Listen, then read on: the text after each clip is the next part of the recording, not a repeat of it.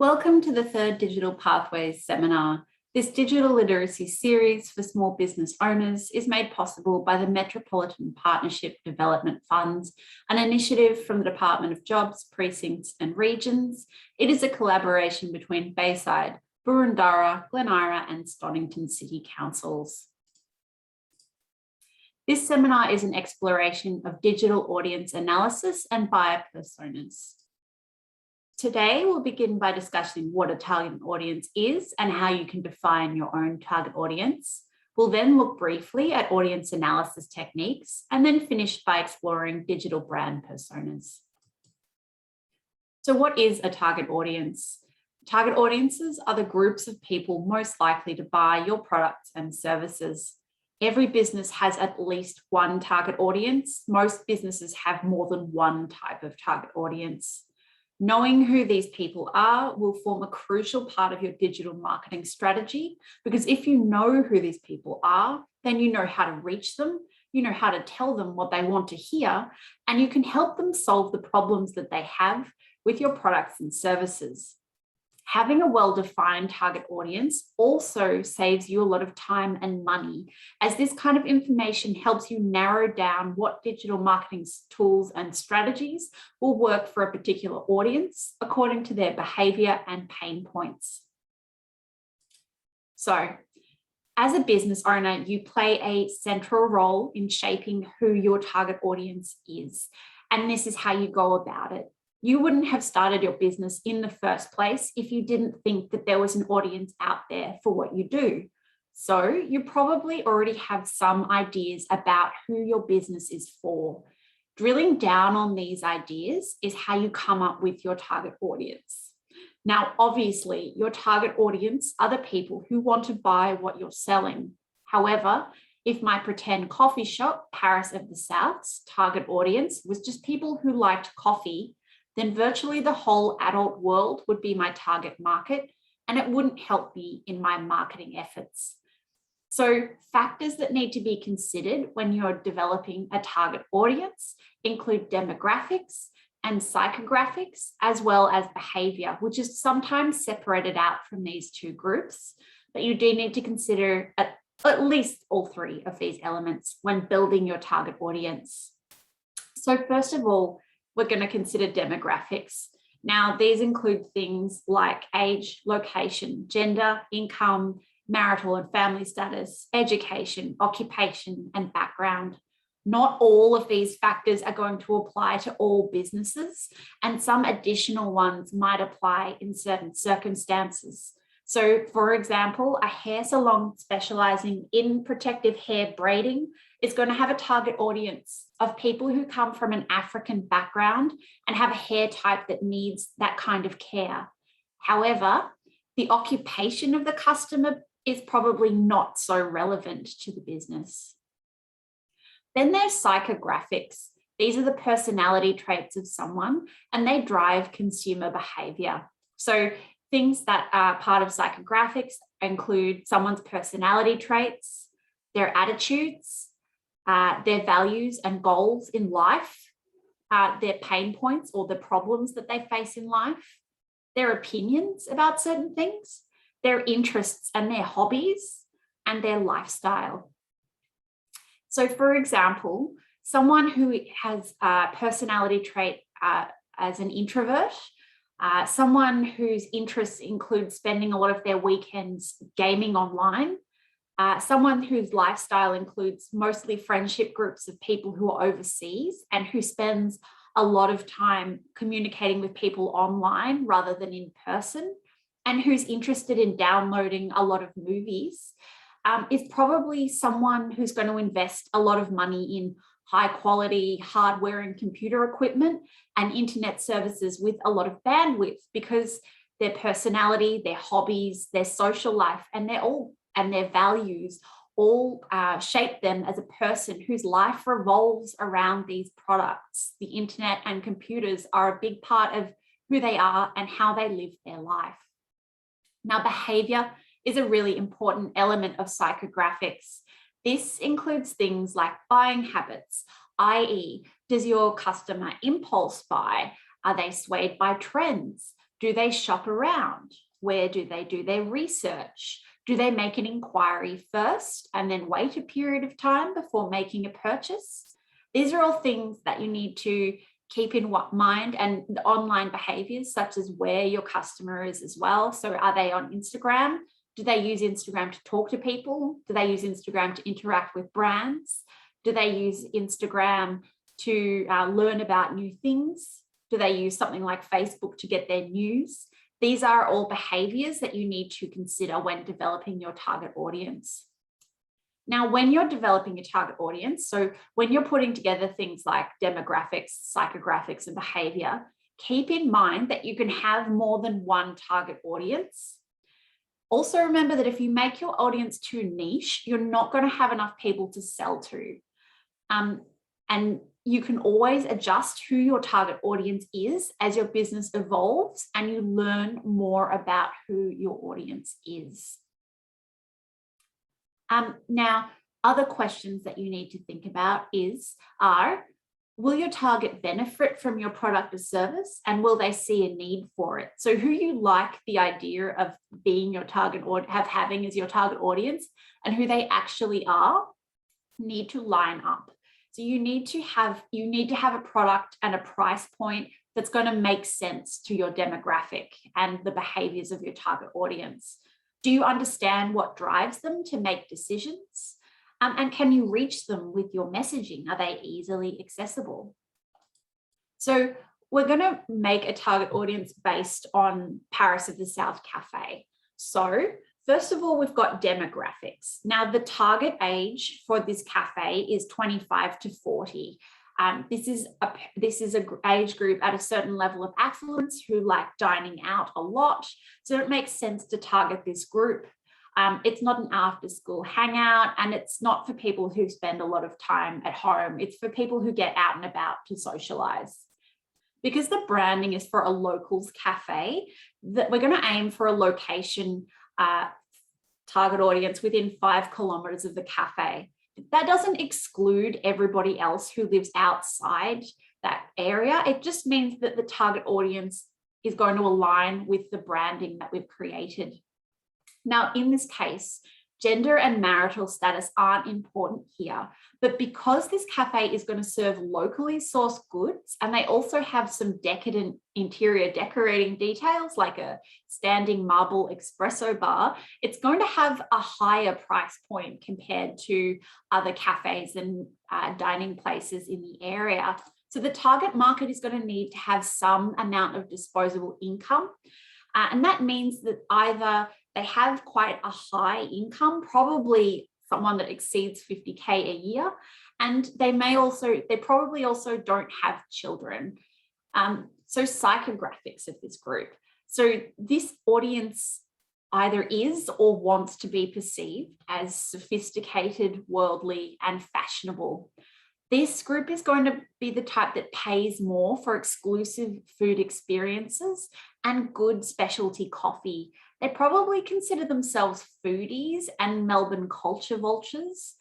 What they eat and the media they consume are an extension of their personalities. So these are the kinds of people where you'll meet up with them and they'll talk about what they ate on the weekend and the latest place that they've been to. It's a real central part of how they live their lives and how they connect with other people. These people seek out a broad range of unique cultural experiences, and they do a lot of socializing in cafes and restaurants with their friends. So what friends? Again, food experiences play a key role in their lifestyle. They also value locally sourced produce, and in that, they are environmentally conscious to a degree. So there can be a gap sometimes between the target audience that you create and who actually ends up buying from your brand. So this comes down to a lot of different factors, some of which are out of your control. So you can see here in the graphic that I've created, the target audience is just one aspect that you need to have in mind and set up when you are developing your digital marketing plan. You need to make sure, and it's a digital marketing plan, and it's going to be one element that shapes who your target audience actually is. Other elements that you need to streamline and make sure align with who your target audience is include things like brand values and mission statement, brand messaging, language, imagery, the products and services you provide, the price point you have it at, where you are online, and where you are in store. So you need to streamline as many aspects of your business as you can to suit the demographics, psychographics, and behaviors of your target audience. Because as you can see in this graphic, half of it is stuff that you can control and half of it is not. Things like the age of your business, what your competitors are doing, the extent of your existing professional networks, and the reputation of your business, as well as even more abstract external factors like generational shifts, politics, pop culture, and even what the stock market is doing can all feed into who decides to buy from you. So the takeaway here is to really focus and make sure that your branding aligns with your audience, and that your audience and your branding dictate how you plan, how you plan to move and establish your business in digital spaces. So if you have an existing business, you can also get a better reading on who is buying your product by doing a target audience analysis. Now, this is basically market research, where you use the tools you have available to really dig into who your clients are and pull out from that information common defining characteristics. The kinds of tools that you can use to run a target audience analysis include data. So things like Google Analytics, social analytics, something like Hotjar to look for behavior.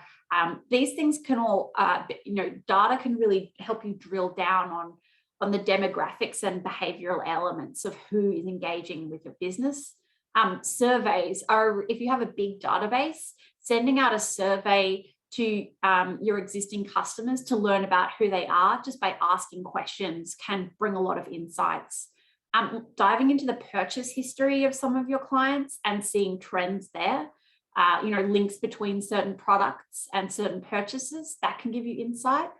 Conversation and observation. So I said at the start of this course that qualitative evidence is just as important as quantitative evidence.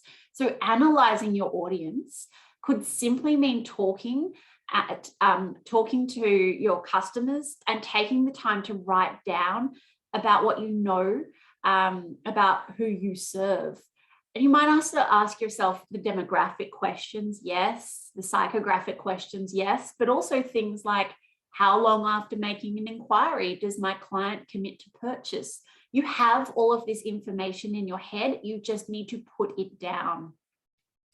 Another way to run a target audience analysis is to look at your competitors' audience. So you might not be able to see who is exactly buying from your competitors, but you might be able to see things like who goes to their shop front. You might be able to see on social media who follows them, who tags them, and who comments on their posts. And finally, especially if you have a new business, you can go to existing market research studies. So online, you'll be able to find existing research studies on your target market or how people behave, how consumers behave in your industry, and see what research has to say about where your demographic spends their time and what they value.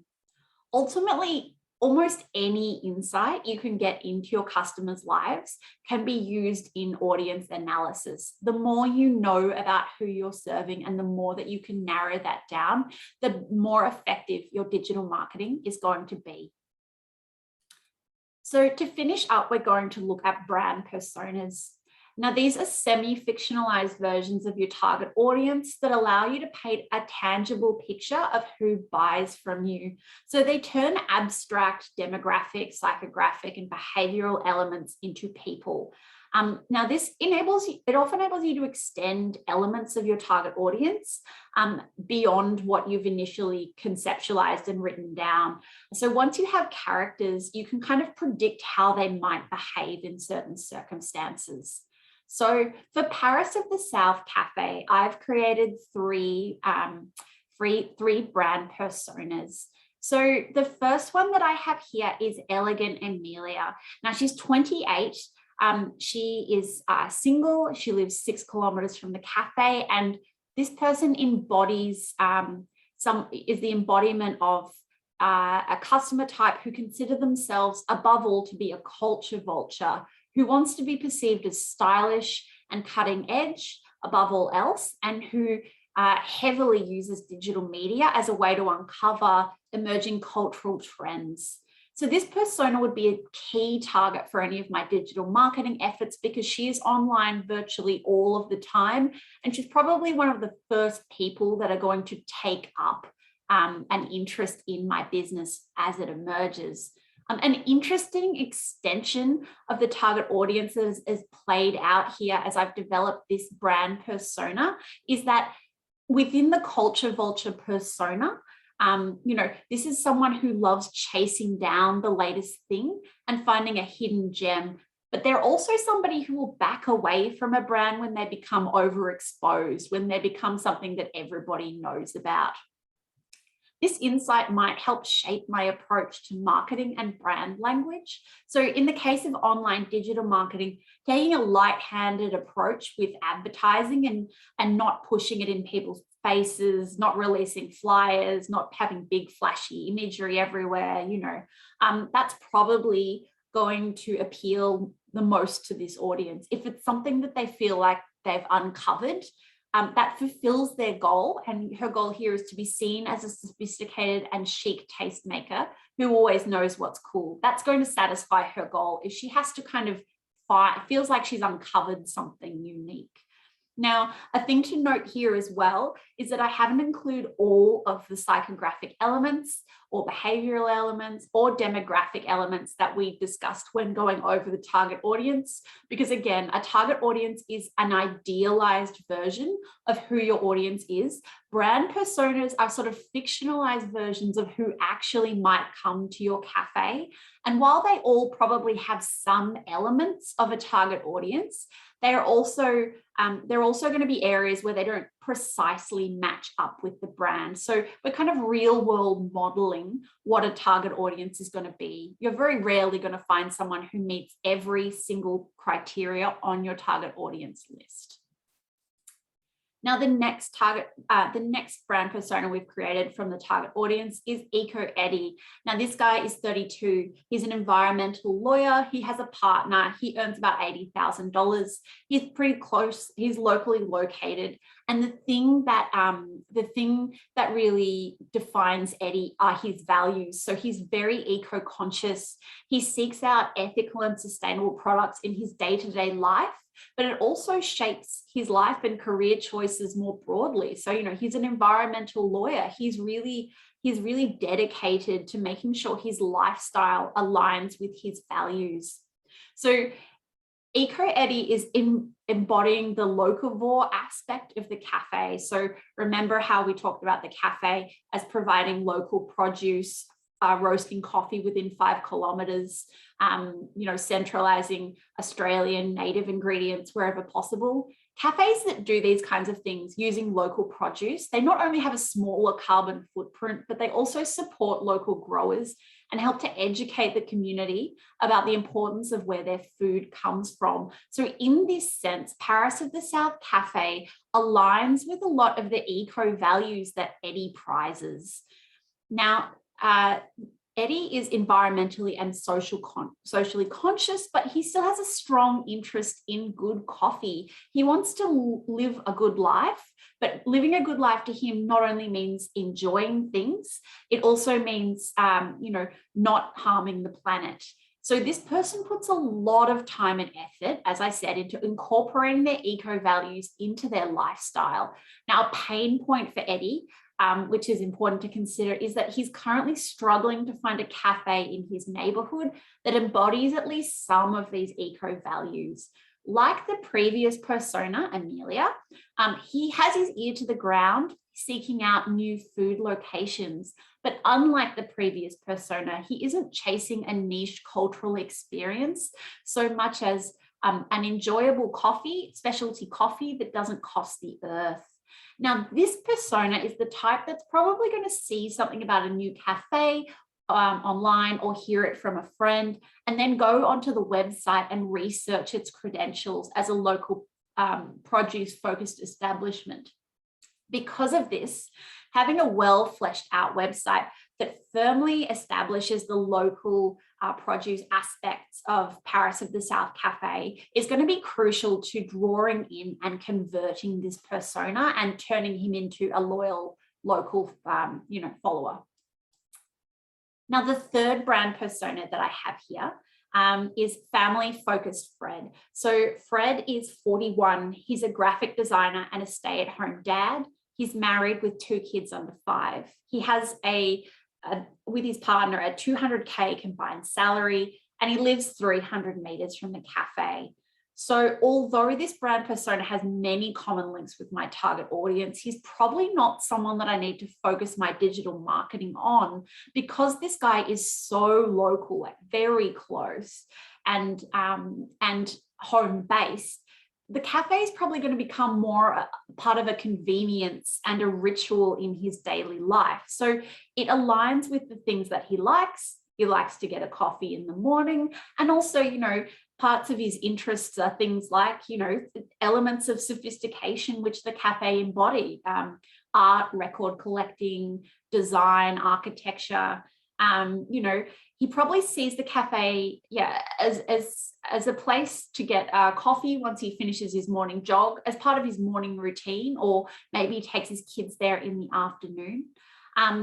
The cafe is a welcome fixture in his daily life, and his affluent background means that he's able to afford little daily luxuries like what Paris of the South has to offer. So that concludes this week's seminar on audience analysis and buyer personas. The workshop tasks are to define your target audience and create at least one brand persona. In the working example that you've done here, I've created 3 out of 1 target audience, and that really shows you the variation that you can have within one target audience. But start with 1 and then go from there. Thank you so much for listening, and I hope you tune in again next week.